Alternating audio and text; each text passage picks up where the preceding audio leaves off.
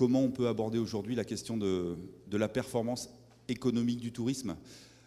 On l'a bien compris que la performance économique du tourisme, elle est aujourd'hui à mettre en vis-à-vis d'une vision beaucoup plus globale du tourisme. Je vais essayer de faire fonctionner la petite zapette.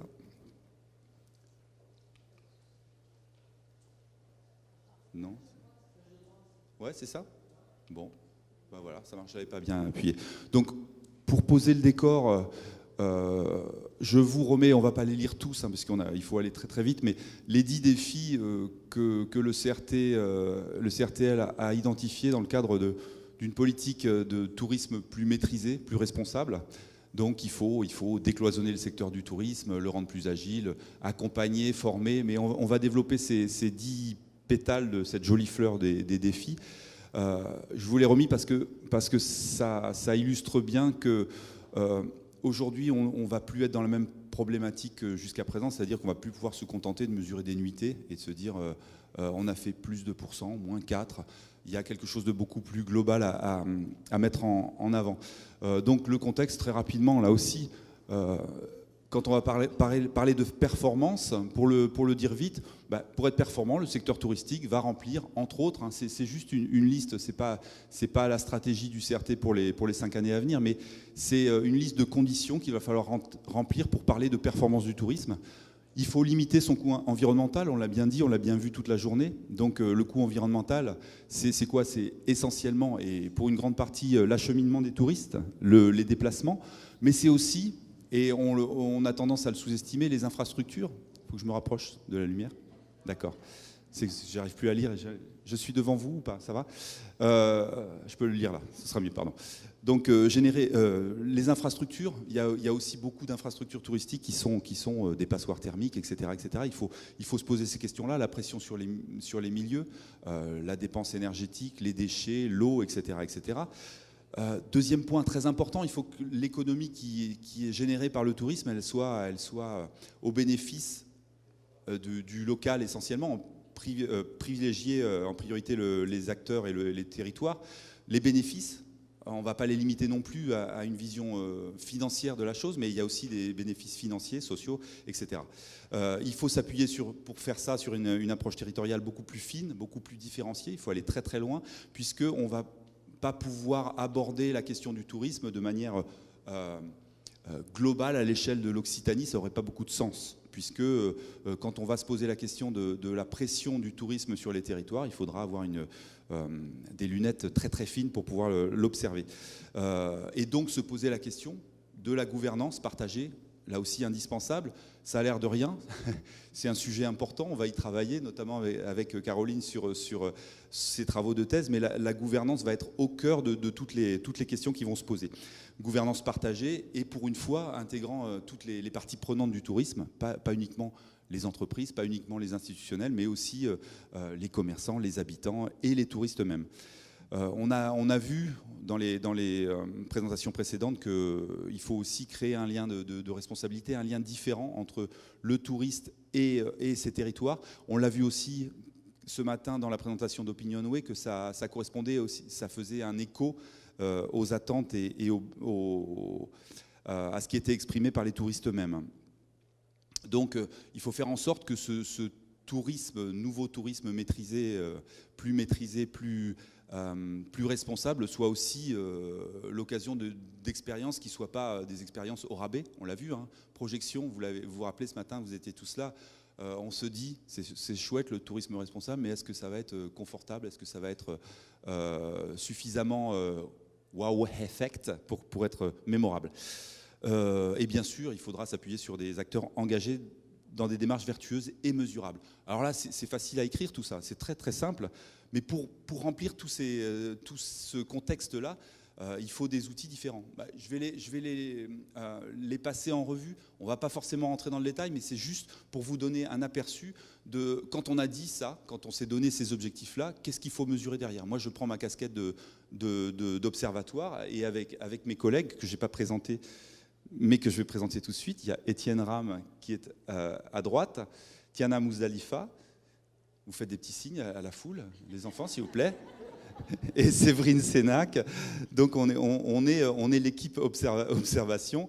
Et donc on va s'attacher pour chacun de ces items-là à trouver des indicateurs, parce que des indicateurs en soi, c'est pas compliqué, on peut en entasser des dizaines, des centaines. Hein.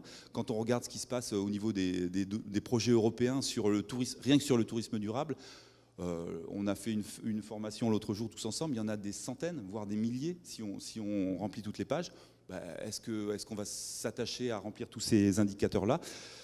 Sans doute pas, il va falloir faire des tris. Donc, pour limiter le coût environnemental, une phrase simple, acheminement, infrastructure, pression sur les milieux, il faut être capable de mesurer le bilan carbone des déplacements des touristes. Comment on fait ? Mesurer la qualité environnementale des infrastructures, des hébergements, mesurer les consommations et les rejets d'eau, favoriser la mise en place de mesures incitatives, comme on l'a évoqué à travers les transports. Dit comme ça, c'est simple, c'est beaucoup de travail et c'est des sujets sur lesquels on n'a pas encore forcément tous les outils en magasin. Encore une fois, je le disais, on peut plus se contenter de mesurer des nuitées. Mais on verra qu'on a quand même des outils qui vont nous permettre d'approcher ces questions-là de manière assez fine. Quand on dit générer une économie dont les bénéfices financiers et sociaux vont en priorité aux territoires et aux acteurs locaux, là aussi c'est simple à dire. On va parler plus d'externalités positives. Il faut mesurer plus finement l'impact économique du tourisme sur les territoires, et ça veut dire qu'il faut là aussi pas se contenter de dire j'ai tant de milliers de nuitées, je sais à peu près la dépense moyenne de mes visiteurs, donc je vais multiplier l'un par l'autre et j'ai des retombées économiques sur un territoire. Ça ne suffira pas pour aborder cette question de manière fine, puisqu'il y a de l'argent qui rentre et il y a de l'argent qui sort. Et puis surtout, ça ne nous permettrait pas forcément d'identifier les bénéficiaires.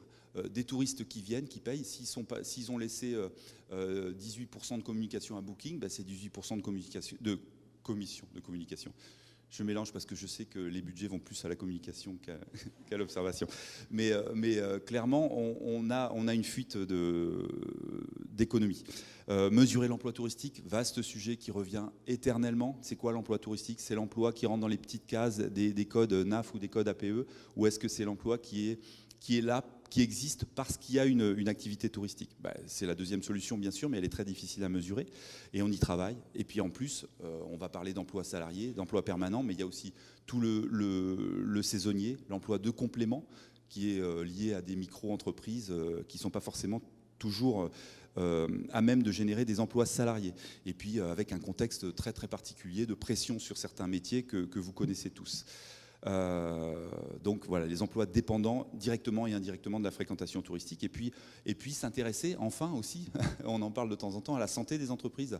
Est-ce que c'est là où il y a le plus de fréquentation ? Est-ce que c'est là où il y a le plus de nuitées que le tissu économique des entreprises est le plus solide ? C'est pas évident. C'est pas évident. Il y a des endroits où il y a peut-être un peu moins de fréquentation et il y a un tissu très très solide. Il faut pouvoir le mesurer. On verra qu'on y travaille aussi avec des nouveaux outils et des nouvelles approches. L'approche territoriale fine et différenciée que j'abordais, c'est la question de la gouvernance. Pour pouvoir avoir une gouvernance partagée, il faut des indicateurs ad hoc et il faut pouvoir les avoir à une échelle très fine. Quand on est sur une région grande comme l'Occitanie, c'est pas si simple que ça de pouvoir déplier tous ces indicateurs-là, toutes ces visions-là à des échelles du macro jusqu'au micro, du global au local, comme on dit. On va faire du local. Identifier toutes les parties prenantes, là aussi, les identifier c'est une chose, et puis les intégrer dans une gouvernance c'est une autre chose. Mesurer la satisfaction de tous ces acteurs-là, ça demande aussi des outils, on verra que là aussi on a quelques idées à vous proposer. L'idée, tout ça, c'est de partager, de mettre sur la table tout l'état de nos réflexions. On n'a pas des solutions à toutes les questions qui vont être posées, mais on sait qu'on peut compter sur vous pour les travailler ensemble, parce que je ne l'ai pas dit, mais on a une vraie habitude en Occitanie de travailler en réseau, et ça c'est quand même une force très très importante et à laquelle on est très attaché. Créer entre le voyageur et les territoires un lien de responsabilité, voire d'appartenance. Là, ça va peut-être sortir un peu du champ de ce qu'on peut faire au niveau du pôle 3D au CRTL, mais il y a des questions autour de la gestion de la relation client et puis de l'identification des visiteurs, des voyageurs, des touristes, de tous les consommateurs de la destination. Il y a des choses à mesurer, il y a des choses à inciter, et il y a tout un travail à faire autour de ces questions-là. Mais ce lien de responsabilité, il est très important lui aussi. Et puis faire en sorte que ces expériences touristiques qu'on va proposer aux touristes en Occitanie, aux touristes et aux consommateurs de manière beaucoup plus large, soient aussi des expériences mémorables, on l'a dit tout à l'heure, donc c'est dans le positif. une offre qualitative adaptée, des outils incitatifs, accompagner les acteurs et les voyageurs. On l'a bien compris à travers ce qui était présenté en termes de mobilité.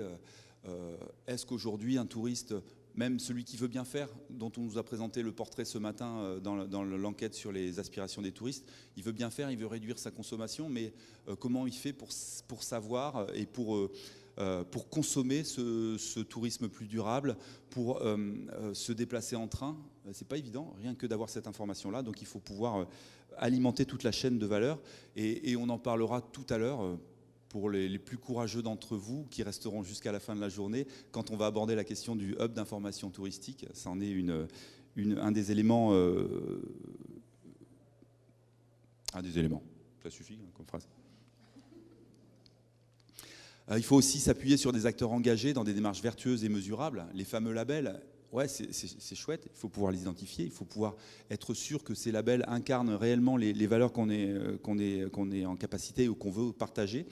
Et on l'a évoqué, ça a été évoqué ce matin, notamment par Géraldine, qui disait ça ne parle pas beaucoup aux visiteurs, aux touristes, aux consommateurs, ces questions de labels. Ils ne les comprennent pas, ils ne les identifient pas. Quelle est notre réflexion collective sur ce sujet-là ? Mais elle est nécessaire parce que il va bien falloir s'appuyer sur des choses tangibles, et on sait que les labels quand même proposent des approches qualitatives tangibles. Et puis bien sûr identifier les entreprises engagées dans ces démarches. Là aussi c'est facile à dire, c'est pas toujours facile à faire. Ça fait écho tout le travail qu'on mène sur la mutualisation de l'information touristique. Et puis mesurer les effets de ces dynamiques. Et mesurer les effets de ces dynamiques, c'est quoi ? C'est pas uniquement dire on avait 1000 entreprises qui étaient labellisées en 2021, on a 1500 en 2022.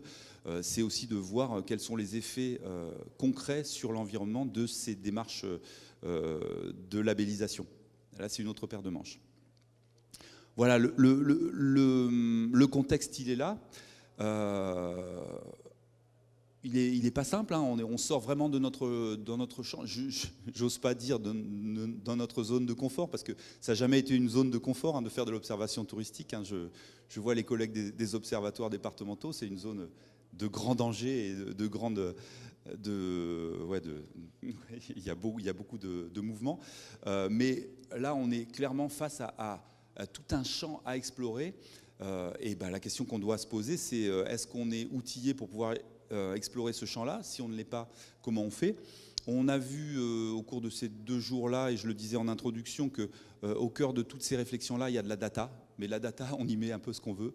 Pour beaucoup, la data, c'est de la GRC, c'est de la data client, mais c'est aussi de la data de connaissance. Et on a évoqué tout ce qui se passait dans le cadre des outils de réservation. Il y a beaucoup d'informations qui circulent, beaucoup de choses qu'il faut pouvoir faire parler pour pouvoir alimenter nos outils d'aide à la décision. Fameux outils d'aide à la décision qui sont une finalité des travaux des observatoires, mais là aussi qu'il faudra pouvoir définir précisément.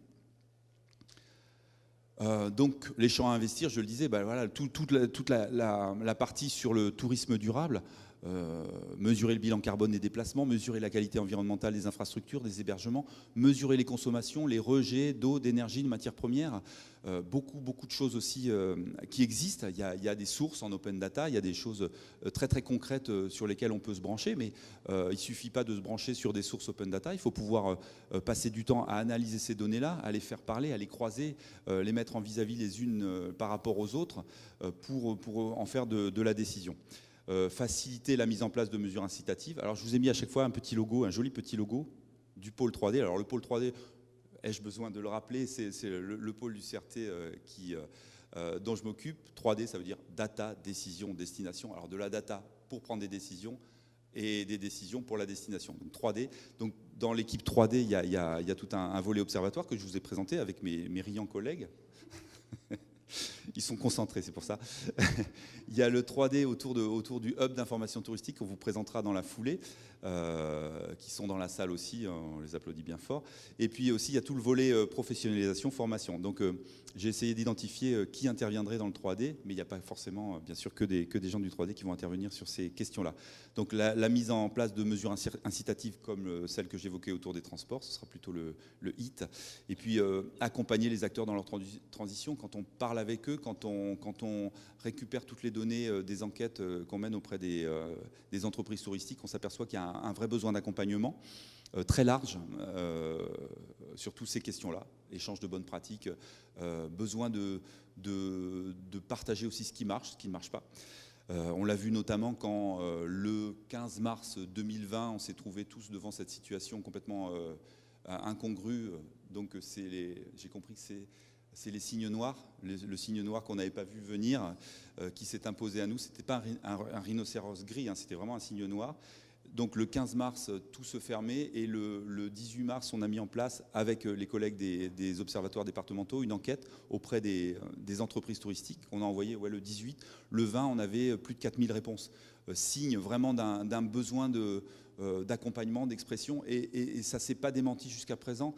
C'est-à-dire que les enquêtes de conjoncture qu'on mène régulièrement tous les ans, en saison notamment, où on interroge tous les mois, entre mai et octobre, on interroge quelques milliers de prestataires, on en interroge 18 000, merci Tiana. Je dis toujours 15 000, mais c'est 18 000. Il y en a à peu près 3 000 qui répondent à chaque vague, depuis la crise Covid, on voit, on a fait évoluer, on en parlera tout à l'heure, les questions, mais on voit qu'il y a un lien encore plus fort qui s'est tissé entre les départements, vous qui les interrogez, et les entreprises touristiques, parce qu'il y a un gros besoin d'accompagnement. Identifier les démarches qualité de référence, c'est quoi les fameux labels qu'on va mettre en avant et sur lesquels on va s'appuyer. Et puis identifier les entreprises engagées dans ces démarches, mesurer les effets de ces dynamiques, je l'ai déjà dit. Mais ça, c'est des champs à investir. Sur le tourisme durable, sur les analyses socio-économiques territoriales, sur la santé des entreprises, là aussi, il y a des choses pour lesquelles il faut qu'on muscle un petit peu notre dispositif d'observation, plus finement sur les territoires, plus finement sur les mesures de performance et de résultats économiques. Et puis l'identification des bénéficiaires. Mesurer l'emploi touristique, j'y reviens pas, je l'ai développé tout à l'heure, mais vraiment il y a un champ qui est très très très important, et puis sur lesquels on peine toujours à trouver les bonnes méthodes. La santé économique des entreprises, on y reviendra tout à l'heure, mais on travaille de plus en plus avec la Banque de France. J'ai vu que la Banque de France est aussi dans le tour de table du Data Hub national. Je finirai par faire le lien avec ce qui a été présenté ce matin. Mais bon, ça nous donne aussi potentiellement, on le verra, ce sera développé par la suite, des indicateurs très très intéressants. Et puis disposer d'indicateurs territoriaux à une échelle fine, ça fait référence aussi à la question que posait Adrien de l'OT de Toulouse ce matin. C'est bien une vision macro au niveau national, mais comment je fais moi pour ma destination par rapport à mes besoins précis? Tous, vous êtes dans cette situation-là de besoin d'indicateurs très très fins. Et puis tout le champ de la gouvernance, l'engagement des parties prenantes, important, les identifier, analyser les différents types de visiteurs, de voyageurs, de touristes, de consommateurs, comment on les appelle, je ne sais pas encore, mais on ne va plus pouvoir se contenter de parler de touristes, ça c'est clair. Mesurer la satisfaction de tous ces acteurs, qu'est-ce qu'on met en place comme outil? On verra qu'on a quelques idées pour mesurer la satisfaction notamment des touristes et des visiteurs. Mesurer le lien entre le consommateur et la destination, ce ne sera pas simple non plus. L'offre qualitative adaptée pour pas que ce soit une offre par défaut, mais une offre réellement engageante et adaptée. La mise en place de démarches marketing incitatives. On ne va pas lancer le débat aujourd'hui, mais aujourd'hui on parle de marketing, mais on parle aussi de démarketing, de décroissance. Qu'est-ce qu'on fait de toutes ces données-là? Peut-être le démarketing, c'est la version ultime du marketing, mais bon, ça c'est une question qu'on n'abordera pas aujourd'hui. Et puis tout ce qui est l'accompagnement dans la professionnalisation des acteurs, des voyageurs, les démarches qualité, les entreprises engagées dans ces démarches, les effets de ces dynamiques. Donc vous voyez que on n'est pas très loin du champ qui a été posé par Hugo Alvarez ce matin de Atout France. On est dans les mêmes problématiques à une échelle de région. C'est super que ça se mette en place au niveau national. On l'appelle de nos voeux depuis des années. On espère que ça puisse fonctionner. Ce n'est pas incompatible. Tout ce qui pourra être mutualisé, géré, collecté au niveau national, si on a juste à brancher quelques tuyaux bien fichus sur le Data Hub national, ce sera toujours ça de gagner. Si ce n'est pas le cas, malheureusement, ça prendra du temps forcément. Il va falloir les données, aller les chercher à la pêche, à la pioche, à coup d'euros. Et on sait que ça a un coût à la fois financier, un coût important budgétairement, mais aussi en termes de ressources humaines, parce que toute cette data, on n'a pas forcément l'habitude de la manipuler, de jouer avec, de la faire parler. Donc ça prend du temps et ça va beaucoup nous mobiliser. Voilà, donc pour faire ça, et là je vais céder la parole à mes collègues, un petit panel de tout ce qu'on pourrait mettre sur la table aujourd'hui pour pouvoir commencer à discuter autour de ces sujets-là. Alors je cède la parole à Séverine pour les commenter. Je te donne le micro, moi je suis vacciné. La plupart des sources sont quand même déjà bien identifiées. Nous, on a envie d'aller en creuser un petit peu des nouvelles. Donc Dominique vous a parlé d'une coopération probablement avec la Banque de France. Il y a un nouvel outil qu'on a acquis aussi qui est Fergues, dont certains vous êtes déjà aguerris à cet outil. Donc on va essayer de le creuser aussi.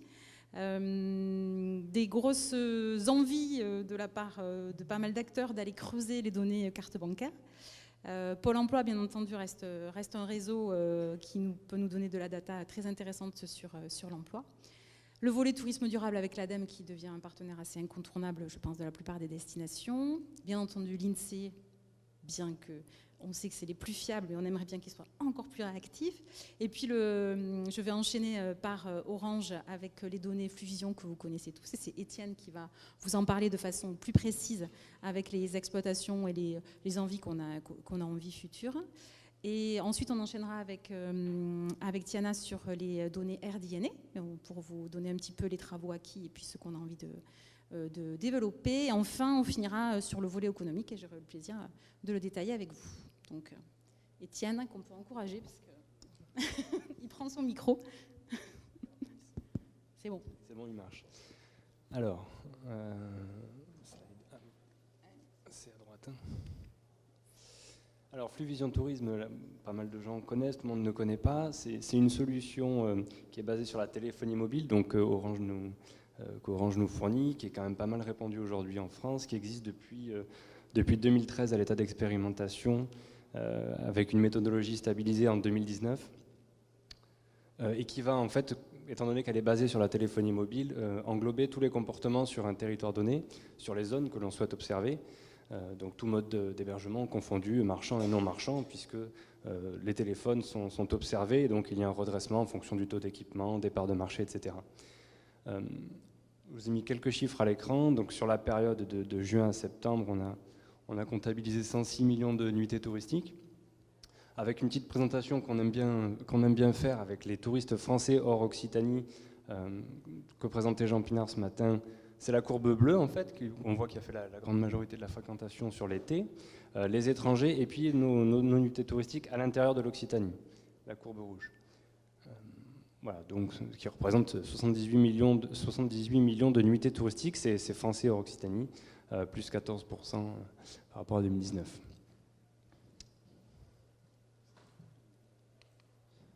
Alors, c'est une source qui est aujourd'hui plutôt éprouvée, expérimentée depuis plusieurs années. Je disais, elle est stabilisée sur 2019. C'est une chance, une année de référence pour le suivi de la fréquentation des nuitées touristiques.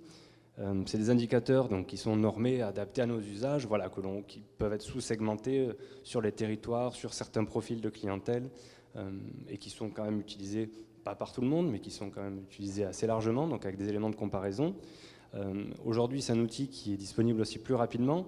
On a des données parfois à J+4, avec une option de mise à disposition en temps réel, avec des données qui sont un peu moins affinées, mais qui sont disponibles plus rapidement. Et donc ces données, c'est tout un cluster de données, ça reste du big data, on a pas mal de choses, on a de la fréquentation dure, on a de la nuitée, on a des données d'origine et de destination, on peut savoir un petit peu de quel département proviennent nos nuitées touristiques, où est-ce qu'ils se rendent sur les territoires, etc. Donc on a pas mal de possibilités d'exploitation, pas mal d'opportunités et de croisement avec d'autres sources.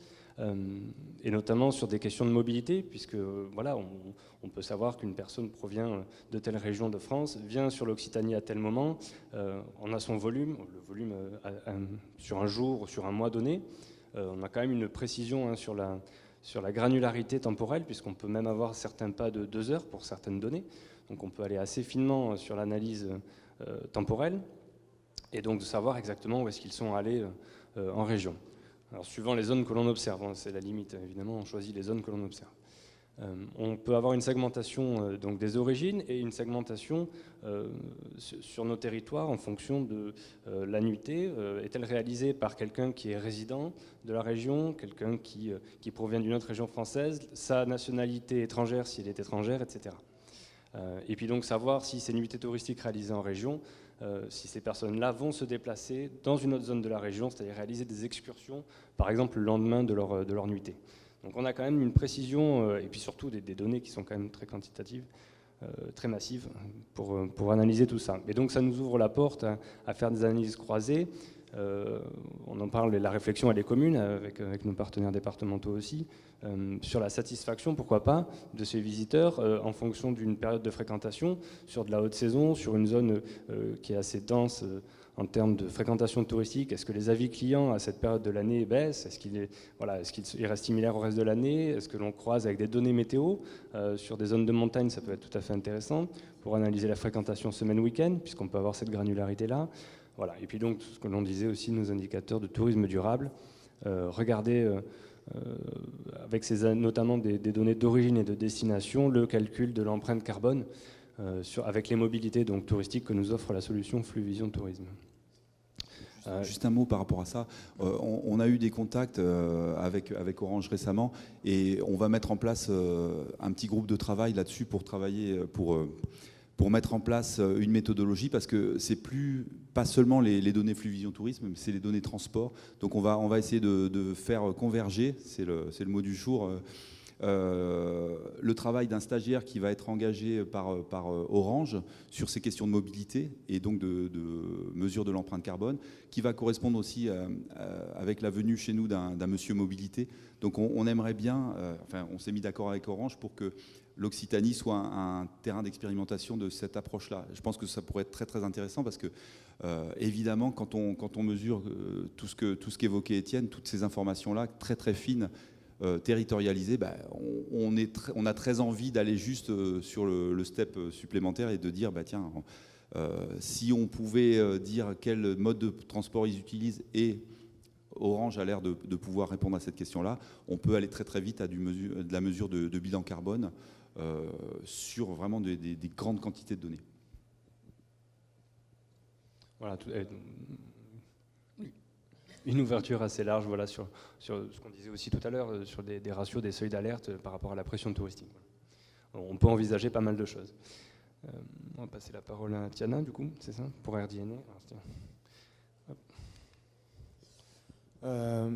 Donc, autre source de données, après Fluvision, qui est une source de données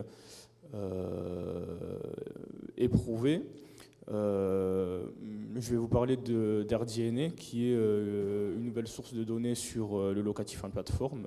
Donc, source qui rassemble des données sur Airbnb et VRBO. Donc, source de données qu'on utilise depuis décembre 2019. Donc, elle vient combler un trou de données assez important, vu qu'on n'avait aucune vision sur tout ce qui pouvait se passer sur ces plateformes, que ce soit en termes d'offres ou en termes de fréquentation. Donc, pour vous donner quelques chiffres de contexte, c'est plus de 800 000 lits disponibles sur la région Occitanie. Au niveau de l'activité en 2021, on a 4,5 millions de nuits louées entre juin et septembre, ce qui représente toujours un retard de 3% par rapport à 2019.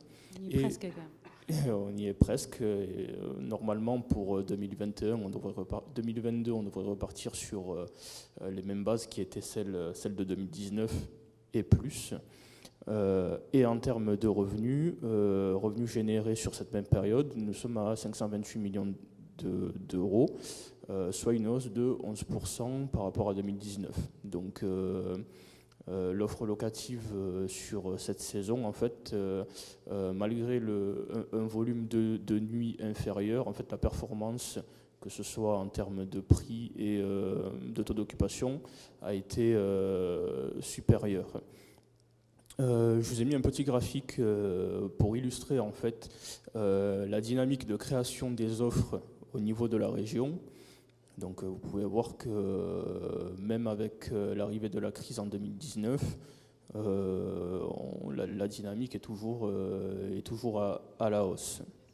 Juste un point là aussi, on voit bien que si on n'a pas ce type d'outil, on passe à côté de l'histoire complètement. 800 000 lits, c'est presque l'équivalent de l'offre marchande qu'on évoquait jusqu'à présent. Parce que 800 000 lits, c'est la fourchette basse, hein. C'est parce qu'on n'a pas voulu exagérer, mais on est entre 800 000 et 1 million de lits. Donc on parlait tout à l'heure des parties prenantes, d'une vision plus systémique du tourisme. Si on n'a pas ce type d'outil-là, on passe à côté de l'équivalent de l'offre marchande. Alors bien sûr, là-dedans, il n'y a pas que de l'offre professionnelle, hein. Il y a du très ponctuel, du temporaire, mais malgré tout, c'est 528 millions d'euros de revenus générés de juin à septembre 2021. Ça donne quand même une idée assez importante de ce que ça peut représenter avec des visions possibles par territoire. Mais je pense que Tiana va en dire un mot aussi. Tout à fait. Donc, pour vous en dire un peu plus sur cette source de données, ce sont des données qui sont issues du big data. Il faut savoir qu'on reçoit des données de fréquentation, mais on reçoit aussi des données sur l'offre, ainsi que des données prédictives. Pour vous donner un ordre d'idée du volume de données qu'on reçoit sur le prédictif, tous les jours on reçoit un fichier qui contient 26 millions de lignes et qui nous permet d'avoir une vision sur... il faut s'inspirer des plus grands. Donc 26 millions de lignes qui nous permettent d'avoir une vision sur les 6 prochains mois sur l'état des réservations au niveau de la région. Donc qui dit nouvelle source, dit source pas totalement normée, mais voilà, on continue de travailler sur la méthodologie.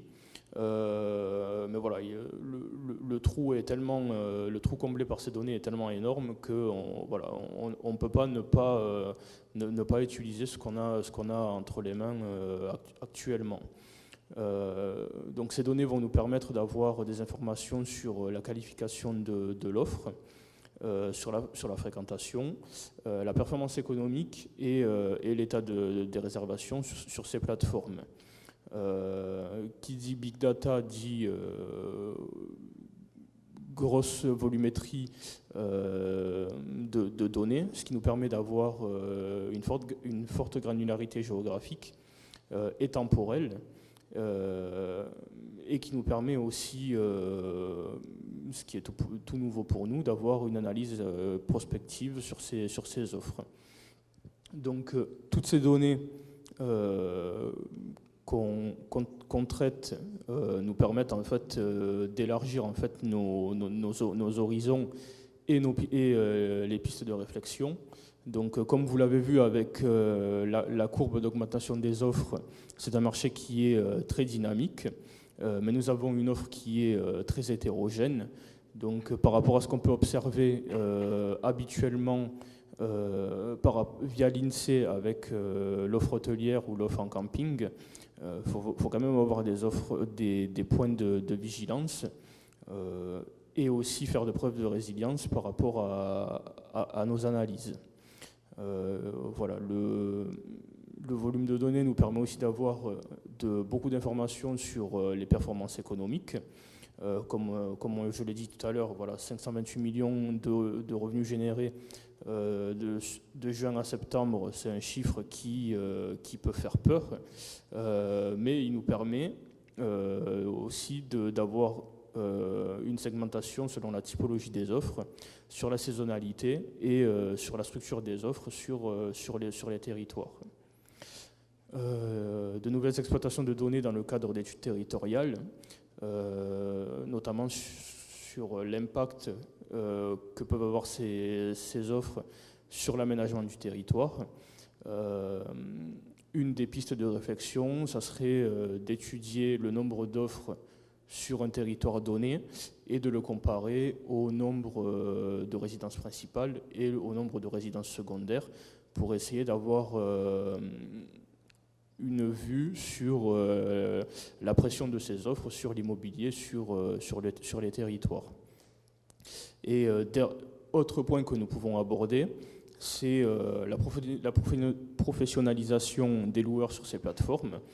Essayer de différencier les loueurs qui vont, au cours de l'été, mettre leur offre à disposition une semaine au cours de l'année, et les loueurs qui ont fait de la location sur ces plateformes une activité un peu plus professionnelle.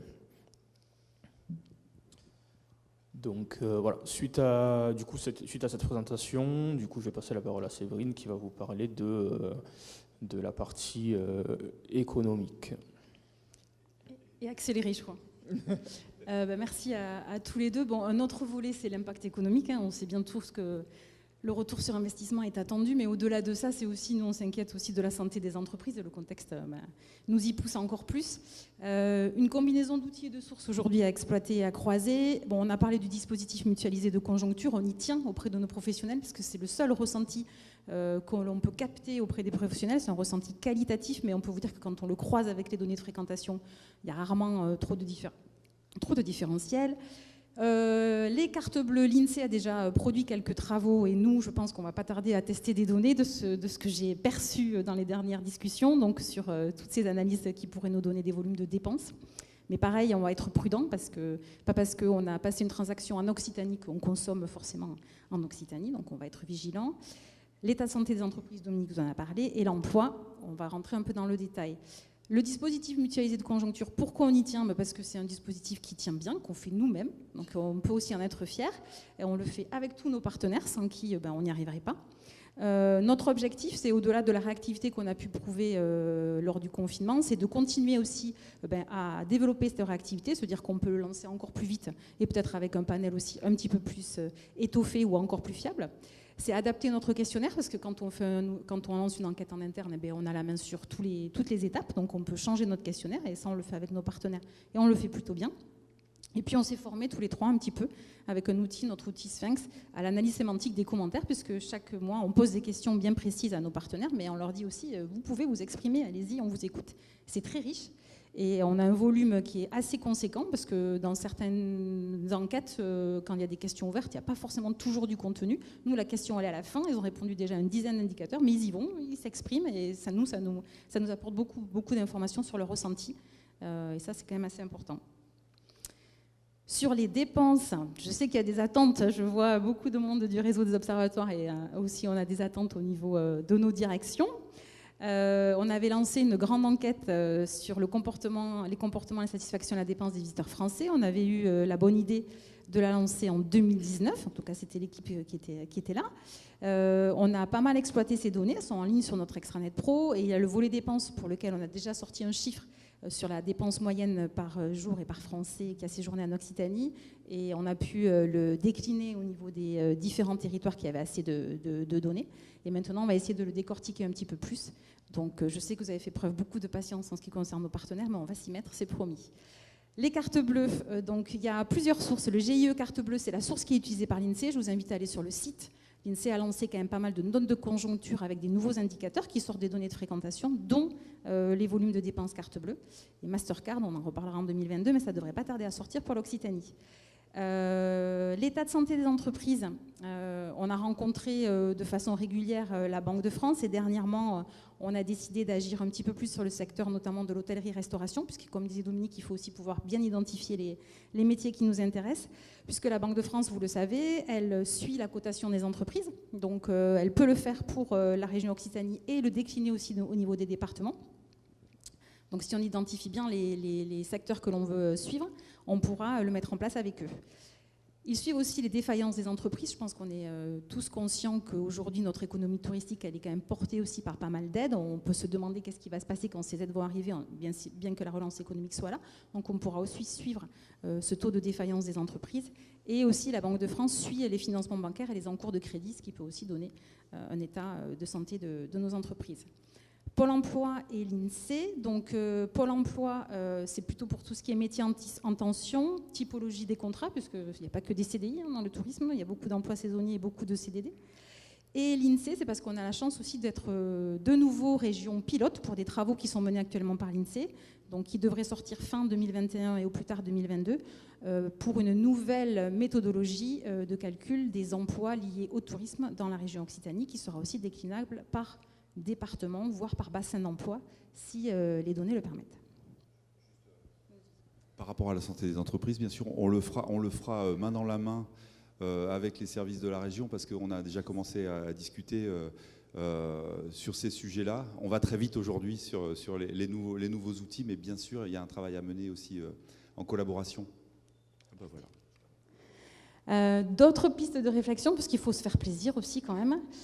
Ça, c'est Dominique aussi qui nous y pousse, on peut le dire. Hein. C'est mieux prendre en compte le bien-être des touristes et des habitants de nos territoires. On parle du PIB, mais on peut parler aussi du bonheur intérieur brut. Des petits mots qui reviennent quand même régulièrement, c'est décroissance et croissance verte. Donc là, on peut ouvrir un peu les chakras, comme je dis, il va falloir un petit peu s'y mettre. Écoute Jean-Philippe Gold tous les soirs. Et puis, ce qui nous tenait à cœur aussi de vous dire, c'est que nous, on va être vigilants sur plusieurs points. On l'a beaucoup évoqué ce matin, notamment par la présentation qui a été faite dans le Data Hub. C'est que dans toute cette nouvelle approche de la performance touristique, on va veiller à garder la maîtrise des données et des traitements. On va essayer de trouver un équilibre entre les données collectées en interne, tout ce qu'on peut trouver sur le big data et tout l'achat de données qu'on peut faire. Voilà. On a entendu parler autonomie, souveraineté, voilà. Nous, on le dit avec nos mots. Notre objectif au pôle 3D Observatoire, c'est de fournir des indicateurs qui sont utiles, voilà, parce que si on passe du temps, si on donne de l'énergie, on a envie qu'aussi ça sert. Donc on va veiller à ce que nos indicateurs soient toujours pertinents et utiles. Et puis, Dominique l'a dit, ça nous tient à cœur aussi, c'est maintenir nos réseaux de partenaires. Alors, tout en faisant évoluer nos collaborations, on sait qu'on doit aller vers peut-être d'autres horizons sur les données, d'autres façons de travailler. L'objectif étant d'avoir des indicateurs concrets, des indicateurs qu'on peut dire des indicateurs de demain, et d'adapter voilà, nos analyses dans cette nouvelle approche. Donc voilà ce qu'on voulait vous présenter, et on se demandait aussi, vous, quelles étaient vos idées et quelles étaient vos pistes de réflexion sur cette thématique qui est la nouvelle approche de la performance touristique. On l'a fait très vite. Alors avant de vous demander si vous avez quelques questions à poser, je sais que vous avez tous envie d'en savoir plus aussi sur le projet Fairguest qu'on monte avec tous les départements de l'Occitanie. Plutôt que de le présenter là, on a trouvé que c'était encore plus sympa que Raccourci, Jean-Marc Guignard et son équipe le présentent en direct. Donc on vous propose à 18h30, ceux qui sont intéressés, de venir participer à une petite séance, une petite démo, un échange autour de l'outil Fairguest. Fairguest, hein, c'est un agrégateur de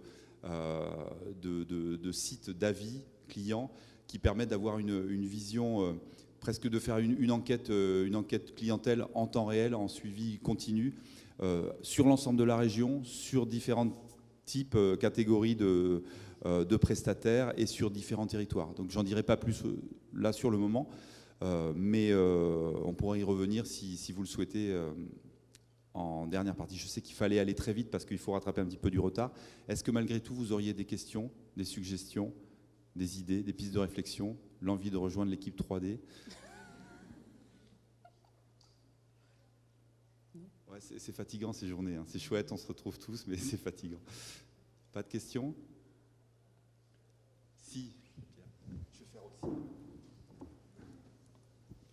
Si, moi j'en ai une, donc Pierre Lagache, Lot Tourisme. Je vais rebondir sous forme de boutade par rapport à ce que tu disais tout à l'heure, par rapport à la question des moyens. Bon, en évoquant le fait que beaucoup de moyens étaient consacrés à la promotion et sans doute pas assez à l'observation. Mais au-delà de la boutade, on voit bien quand même qu'on est en train de changer de paradigme sur la question de l'observation. Donc ça pose quand même la question des moyens. Ça pose aussi la question des compétences. Enfin, je sais que dans nos structures à l'échelle départementale, on réfléchit vraiment beaucoup sur cette question-là. Et il est de toute façon fortement probable qu'on muscle l'affaire, hein, parce que sinon on va rester au stade des bonnes intentions et un petit peu spectateur de tout ça. Donc, où en êtes-vous en termes de réflexion sur le sujet qui, encore une fois, au-delà de la boutade, est un vrai sujet de fond? Tout à fait. Tu as raison de le souligner. Bah, pour nous, l'idée, c'est d'aborder ces nouvelles compétences de manière collective, là aussi. On le regarde au niveau de projets européens, comme Nextour par exemple, qui nous a sollicité pour dire on est plusieurs régions européennes, on voudrait se partager les compétences d'un data scientist de haut niveau pour pouvoir aller puiser dans ces compétences à la demande. C'est une solution, mais on a beaucoup parlé de la notion de réseau. Moi, il me semble que justement, de telles compétences, on va peut-être pas pouvoir se les payer individuellement dans chacun de nos organismes. Ce serait un bon sujet aussi de démarche collective à mettre en place. Bon, les budgets sont ce qu'ils sont, on est tous logés à la même enseigne. Tu fais bien de le rappeler, c'est vrai que l'Observatoire, depuis quelques années, commence à avoir des budgets un peu plus conséquents. Mais la question se pose pas uniquement de la collecte et de l'achat de ces datas, mais de pouvoir les exploiter. Et c'est vrai que quand on reçoit ces millions de lignes, on est un peu parfois comme une poule devant un couteau. Voilà, c'est Tiana qui me souffle de temps en temps les expressions. Et il faut se muscler nos compétences, mais peut-être que l'intérêt, là, justement, ce serait de travailler encore plus en collectif. Ça, c'est une idée qu'on va explorer. On l'a évoqué déjà en interne. Ce serait intéressant. Dans le cadre justement d'une gouvernance partagée, c'est des compétences de haut niveau. C'est pas le seul type de compétences, mais à réfléchir dans ce cadre-là, de manière stratégique. Je ne sais pas si ça répond totalement à ta question, mais il va bien falloir de toute façon se les poser et puis apporter des éléments de réponse très très concrets et rapidement. Parce que c'est vrai que notre objectif l'année prochaine, vous avez pu voir, on a fait un petit bilan de saison. On sait tous les quatre qu'on aurait aimé mettre plein d'autres données, mais ça demande du temps. Donc on sait que ces données-là, elles vont rester quand même incontournables. Voilà, les données de fréquentation, on ne va pas s'en passer, c'est sûr. Hein. Mais on aimerait vraiment en parallèle pouvoir mettre d'autres indicateurs. On a parlé d'un observatoire du tourisme durable. On a parlé d'accompagnement, etc. Donc on a envie de faire cela, mais ça va demander à la fois des nouvelles compétences, des nouveaux moyens, et puis vraiment de l'énergie, parce que sinon on ne va pas aller jusqu'au bout, et ça, on serait vraiment frustrés, je pense. Hein, c'est vrai. Sur le tourisme durable, autre exemple, plutôt que d'acquérir de nouvelles compétences, on s'entoure de compétences aussi, on se fait accompagner pour construire, dans le cadre d'une formation-action, un observatoire de tourisme durable, qui sera forcément collectif lui aussi, qui sera forcément appuyé sur le réseau des partenaires. Oui, je voulais compléter sur le sujet parce que si on essaie de prendre un petit peu de hauteur par rapport à tout ça, bon, il y a la question de la data. Il est évident qu'on a accès aujourd'hui à un champ du possible beaucoup plus important qu'il y a encore quelques années. Bon, ça, c'est un élément. Mais il n'y a pas que ça. Il y a aussi une réflexion peut-être à mener. Et là, je mets en parallèle la question de la performance des entreprises et la question de la promotion. Moi, c'est un avis très personnel et puis c'est peut-être un bon sujet de discussion finalement. Moi, je suis convaincu qu'aujourd'hui, l'attractivité d'une destination, elle va de plus en plus passer par la performance des acteurs. C'est-à-dire qu'on voit bien d'ailleurs comment se comportent les clients. Finalement, si on est vraiment très objectif, le choix de la destination, c'est pas le premier critère. Souvent, le premier critère, c'est le choix de l'offre. Donc l'offre d'hébergement, l'offre d'activité. Bon. Donc on voit bien qu'il y a quand même un lien de plus en plus tenu entre l'adaptation d'une offre aux besoins du marché et finalement la concrétisation du séjour. Et si on met ça en parallèle avec l'évolution des offices du tourisme qui sont en train de s'organiser parce que plus de moyens, des échelles d'intervention plus larges sur l'accompagnement des prestataires, je me dis que finalement, il y a peut-être un curseur à faire bouger entre les moyens qu'on a pu mettre jusqu'à aujourd'hui sur la promotion, parce que c'est dans le sens de l'histoire et que effectivement, finalement, les acteurs institutionnels ont bâti leur légitimité au départ sur cette question de promotion, puisqu'il n'y a qu'eux, finalement, qui incarnaient cette capacité à agir véritablement. Aujourd'hui, on n'est plus du tout dans cette question-là. Donc la question qui se pose aussi, c'est comment on est capable d'agir sur la performance des entreprises grâce à l'observation. Parce que je pense qu'il n'y a pas de performance sans observation. Et c'est l'observation qui crée, qui alimente le cercle vertueux. Et finalement, on pourrait même, si je vais dans l'absolu, imaginer qu'un système performant qui alimente justement la montée en performance des acteurs pourrait presque se passer d'un dispositif de promotion dans l'absolu, hein, j'entends. Bon, je pense que les choses, je suis un peu provoque volontairement, mais en tout cas, nous, ces questions-là, on se les pose au niveau départemental. On est en train de faire bouger les curseurs entre la promotion et le volet observation lié à l'accompagnement de la performance. Donc, encore une fois, il y aura des échanges à avoir pour bien caler tout ça, pour que le niveau régional soit aussi en phase avec les choix qu'on pourra faire, nous, au niveau plus local. Que voilà un beau sujet de discussion pour les prochains débats qu'on aura, oui. Parce que pas de performance sans mesure de cette performance. Et puis, notion de performance, Caroline prend des notes, sur performance qui ne soit pas uniquement ancrée sur une vision purement financière et économique de la chose. Et ça, c'est important aussi, le volet social. Et puis, notre capacité à mettre dans la balance tout, les externalités négatives, le positif de ces situations-là. Je pense qu'on ne pourra pas la mener ce soir, cette discussion. Est-ce qu'il y a d'autres questions? Malheureusement, mais on la note très précieusement parce qu'elle est centrale. Elle est au cœur de toutes les stratégies de redistribution de moyens de nos organismes. Et puis, quand on fait le total, ce que faisait Jean ce matin, ça en fait hein,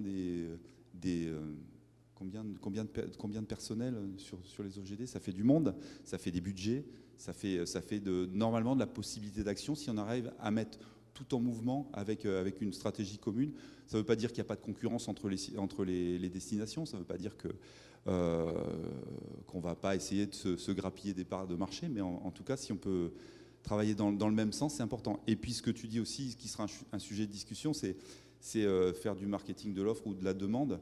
Il y a des régions aujourd'hui qui se disent « moi je vais arrêter de me poser la question de ce qu'attendent les touristes, je veux dire, qu'est-ce que j'ai à offrir moi ?» Et ce que j'ai à offrir, c'est ce que je suis capable d'incarner, ce qu'évoquait aussi Jean-Philippe tout à l'heure, c'est qu'est-ce que je peux incarner. Et je pense que si j'incarne vraiment ce que je suis, je vais trouver des clients pour venir chez moi parce qu'il y a la digitalisation, la numérisation, etc. Pas ce sujet. Est-ce qu'il y a d'autres questions? Je sais qu'on est très en retard. Alors, je ne sais pas comment ça se passe par rapport au système de demande de restitution de la data pour justement les voyageurs.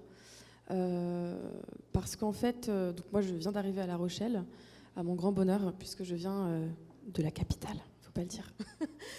Mais, oui, c'est magnifique. Mais pour prendre le bus, il faut 4 applications mobiles. Alors il y en a une pour l'itinéraire, une autre pour les horaires, une autre pour savoir quand le bus va arriver, et si on veut voir où c'est sur la carte, il faut une 4e application. Alors je me demande comment ça s'est passé. Voilà, non mais comment ça s'est passé au niveau peut-être voilà de la région ou de l'office de tourisme qui a fait peut-être une demande de voilà, on voudrait que les voyageurs aient le trajet en bus dans l'application. Et à ce moment-là, il y avait le budget que pour cette fonctionnalité-là, donc il y a une application que pour ça. Sauf que de fil en aiguille, on se rend compte qu'en fait, c'est pas suffisant d'avoir le trajet, puisque si par exemple le bus il est bloqué un petit peu loin, on aimerait savoir dans combien de minutes il va arriver, etc., etc. Et donc je voulais savoir en fait comment est-ce que sont les process de demande et par rapport à ce genre de projet de restitution de data pour les voyageurs. Alors ça dépasse le sujet de l'observation, mais ça fait une transition extraordinaire sur la mini-conférence qui vient, qui va traiter justement du hub d'information touristique, le désormais célèbre HIT.